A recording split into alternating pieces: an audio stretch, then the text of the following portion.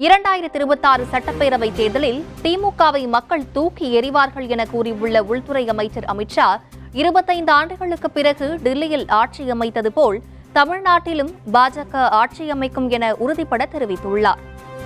தமிழ்நாடு பாஜக சார்பில் பல்வேறு நிகழ்ச்சிகளில் பங்கேற்க தமிழகம் வந்துள்ள அமித்ஷா மதுரையில் நடைபெற்ற பாஜக ஆய்வுக் கூட்டத்தில் பங்கேற்று பேசினார். அப்போது 1000 ஆண்டுகள் பழமையான முருகன் கோவிலை சிக்கந்தர் மலை என கூறுவதற்கு திமுக அரசுக்கு துணிச்சல் வந்திருப்பதாக குறிப்பிட்டு மதுரையில் நடைபெறவிருக்கும் முருக பக்தர்கள் மாநாட்டை பொதுமக்கள் வெற்றி பெற செய்ய வேண்டும் என கேட்டுக்கொண்டார்.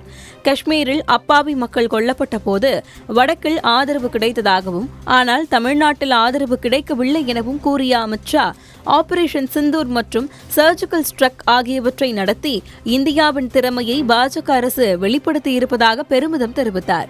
அமித்ஷாவால் திமுகவை தோற்கடிக்க முடியாது என மு.க.ஸ்டாலின் சொல்வதை சுட்டிக்காட்டி பேசிய அமித்ஷா அது உண்மைதான் எனவும் மக்கள் திமுகவை தோற்கடிக்க காத்துக் கொண்டு இருப்பதாகவும் தெரிவித்தார்.